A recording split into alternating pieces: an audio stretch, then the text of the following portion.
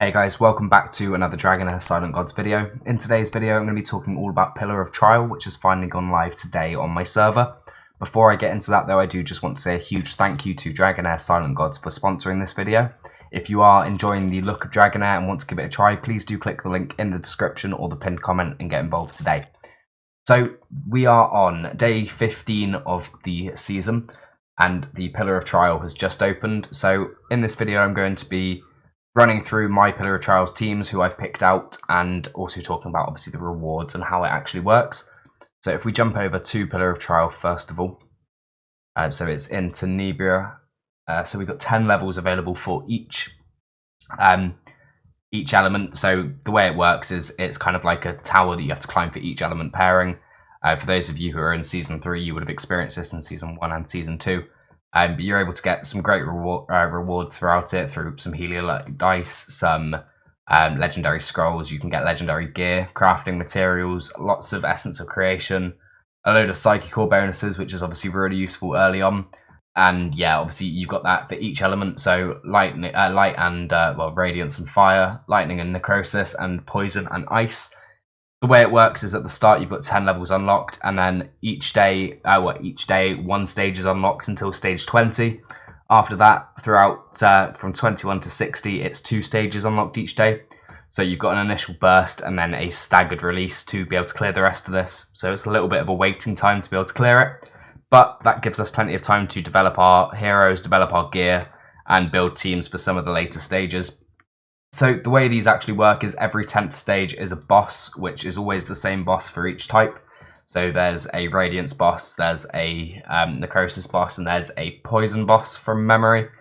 So yeah, what I'm going to do is I'll jump in first to my my Radiance and Fire team, and I'll run through who I'm going to be using there. So this is actually the team I kind of use everywhere. So I'm going to be using the combination of Ardroth and Garius as my tanks. I'm going to be using Elminster as my support because of his shields and his attack penalty. Neither of my tanks provide attack penalty, so it just gives me that extra bonus. And then the 2 remaining slots will be 2 damage dealers. So I've been running with Theohine and Aemon Lader for all of the content I've been doing. So 2 of the aura damage dealers. However, I could easily alternate and run a burn team instead for this element. There are lots of different options, but ideally you want something that can quickly clear waves because this is all wave-based content other than the bosses. And thankfully for me, I've got 2 very strong options. Outside of that, you're going to want plenty of support, potentially the possibility of bringing in some control if you need it. However, on these earlier stages, it shouldn't be too necessary. So that is the team I'm going to be using for the Fire and Radiance team. Next up, we've got the Necrosis and Lightning team. So this one here, there is very limited options for support and tanks, unfortunately. So I'm going to be using Fathom Down, the new Season 3 defense-based legendary, as my tank, purely because he gives a very good uptime on attack penalty and reduces ultimate energy as well.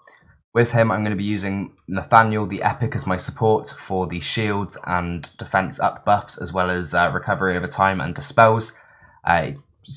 Really, I don't have a huge amount of options, but this is what I'd say one of the strongest, probably the strongest non-legendary option. And then in terms of damage dealers, I'm going to be using the 3 shadow legendaries. Obviously, I know not everybody's going to have those, but there are lots of options. You could build a team around using some epics like Zarloth. You could use, let's have a look. We filter by lightning. You could use obviously a Dauntless team, a Thunderbolt team if you've got it. You can use some of the supports like Yola, so she brings a lot of control, but she's also very good at dealing damage as well. You've got options of rares like Irina, who does good AoE damage, but also brings attack penalty 2 on an AoE as well. As for Necrosis, there's some other good supports like Adri's really good, especially for the boss stages. You could use support-wise Questa is really good at single target damage. If you were able to clear some of Pillar Trials last season, you could use Cursor as well, also very good for single target fights. I think the standout epic's got to be Zarloth though, the AoE control and damage, as well as providing some healing as well from just dealing damage, so it scales on attack. So there are some really good options for Fire and Necrosis. It's just very limited on supports.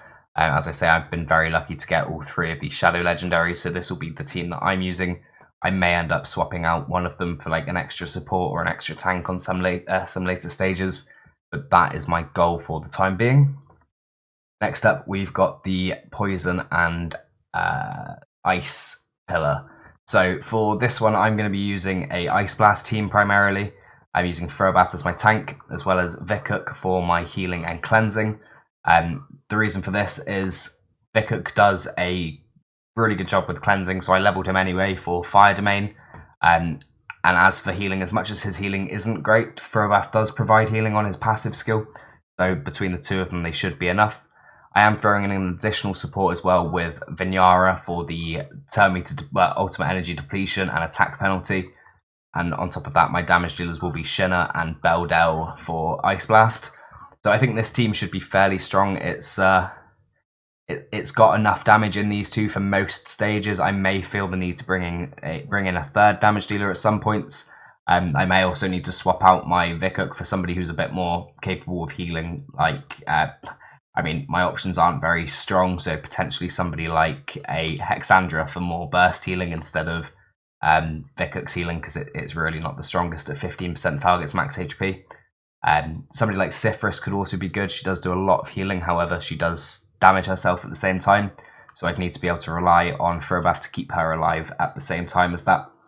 So those are the teams I'm going to be running in Pillar Trials for Season 3. Obviously, as we develop our accounts further, I will start branching off into having more options for each element, but for the time being, that is the way I'm going to go. If we just throw this one in here, first of all, there's my Garius. Let's put these in here. And yeah, we'll take that aura, right. So the way this works is each of the fights are a 3-wave fight, so you'll fight the first wave, the second wave, and then finally the end wave. Let's put also on as well. And then, as I say, on the 10th wave, or the 10th level of each stage, it is a boss. I can't remember off the top of my head exactly what the bosses do, but I will do that. I think I'll probably cover that in a separate video, just to run down all of the bosses and ways to counter them for each elements. Could be quite a useful video for people who get stuck, and an easy one to refer back to. But yeah, that is the big thing at this point of the season. You want to make sure you've got teams to slowly progress through all of these Pillar of Trials. So if you haven't got your 3 teams ready, it might be time to start looking towards that, especially as all of these teams you're building won't be useless later on. You can use them for things like the Continental Challenges and eventually the Chaos Shadows in the 3rd month of the season. And a big thing as well is farming gear at the moment isn't massively valuable due to the fact that the drop rates are going to be increased later in the season. So using your energy wisely now on farming things like leveling up heroes is actually better value for your energy, and then saving that burst of gear farming until month 2 when we start to get increased drops and can farm a lot more legendary gear. And obviously within reason you do want to farm some just so you are capable of pushing, but you don't want to overcommit. You do want to make the most of this time to farm up as much as you can hero wise so that you're prepared to take on new content as and when it unlocks, like this, for example. So that is all for this video today, guys. I do just want to say once again a huge thank you to Dragonheir Silent Gods for sponsoring this video. And if you are enjoying the look of the game, please do remember to click the link in the description or the pinned comment and get involved today. Thanks very much. I'll see you in the next one.